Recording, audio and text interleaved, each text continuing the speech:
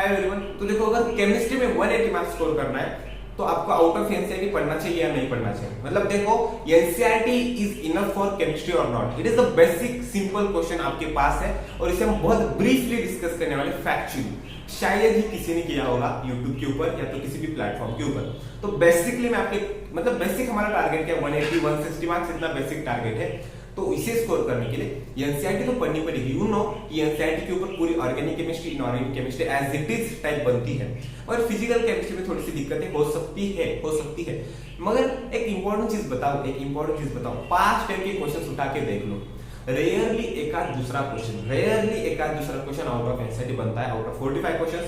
बाकी के सभी क्वेश्चंस नियर अबाउट सभी क्वेश्चंस एनसीईआरटी के बेसिस पर होते हैं। अगर आप इनऑर्गेनिक केमिस्ट्री को देखोगे ना, तो इनऑर्गेनिक केमिस्ट्री के लिए 0.1% भी चीजें आउट ऑफ एनसीईआरटी नहीं होती।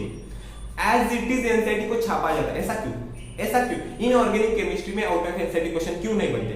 क्योंकि इनऑर्गेनिक केमिस्ट्री के जितने भी चैप्टर्स है उसके ऊपर near about lakhs of question बन सकते हैं। तो एनटीए क्या करेगा, उन्हीं क्वेश्चंस को आपके पेपर में डालेगा। क्यों एनटीए बाहर के क्वेश्चन लाएगा? ऐसा हो ही नहीं सकता। सो इनऑर्गेनिक केमिस्ट्री के लिए एनसीईआरटी इज लाइक बायोलॉजी में जैसे एनसीईआरटी पढ़ना था, वैसे इनऑर्गेनिक केमिस्ट्री के लिए टोटली एनसीईआरटी पढ़ना है। और फिजिकल केमिस्ट्री और इनऑर्गेनिक में स्टूडेंट्स कंफ्यूज होते हैं, बहुत ज्यादा होते हैं, और उसी की वजह से उनका स्कोर 180 160 नहीं पहुंचता। Basic reason to be frank, उसी की वजह से उनका नहीं पहुंचता कि उन्हें पता ही नहीं होता कि फिजिकल केमिस्ट्री और ऑर्गेनिक केमिस्ट्री में कौन सी चीज एनसीईआरटी से ज्यादा डीपली पढ़नी है और कौन सी चीजें आउट ऑफ एनसीईआरटी पढ़नी है।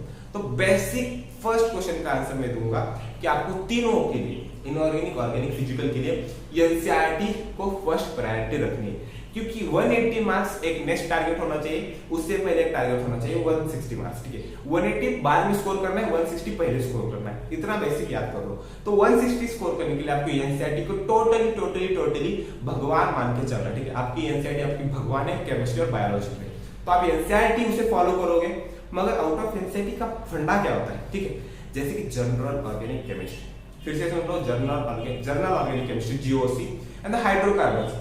इन दो टॉपिक के लिए आप थोड़ा सा आउट ऑफ एनसीईआरटी जा सकते हो, थोड़ा सा। ठीक है, जैसे कि जनरल ऑर्गेनिक केमिस्ट्री के लिए अगर आप आउट ऑफ एनसीईआरटी जाओगे तो आपके लिए बेनिफिशियल होने वाला है। ठीक है, और बायोलॉजी तो मैं पढ़ाता हूँ अनअकैडमी के ऊपर, जो कि फ्री बायोलॉजी क्लासेस होती है 650 और 850 PM के यहाँ पर, तो आप उसे फ्री में ज्वाइन कर सकते हो। तो बायोलॉजी का तो कवर हो जाएगा हमारे साथ, मगर केमिस्ट्री का जो भी होता है ना, आपको खुद से करना पड़ता है भाई साहब। ठीक है, तो जनरल ऑर्गेनिक केमिस्ट्री वगैरह के टॉपिक के लिए आप थोड़ा सा आउट ऑफ एनसीईआरटी क्वेश्चन जा सकते हो, क्योंकि वहां से आपकी कॉन्सेप्ट क्लियर होने वाली है फर्स्ट थिंग। तो जीओसी को थोड़ा सा आउट ऑफ एनसीईआरटी जाके पढ़ लो। आप टू बी फ्रैंक, एलन के, आकाश के, अनअकैडमी के किसी भी के नोट्स में आप थोड़ा सा आउट ऑफ एनसीईआरटी पढ़ सकते हो, अगर पढ़ सकते हो तो। ठीक है, and second most important thing, बाकी आपकी organic chemistry as it is NCERT से बनती है, तो बाकी के टॉपिक्स के लिए आउट ऑफ एनसीईआरटी मत जाना। Physical chemistry is the most important doubt we should face और we face in our life with respect to the NCERT and out of NCERT portion. तो एनसीईआरटी का पोर्शन ही आपके physical chemistry में पूछा जाता है।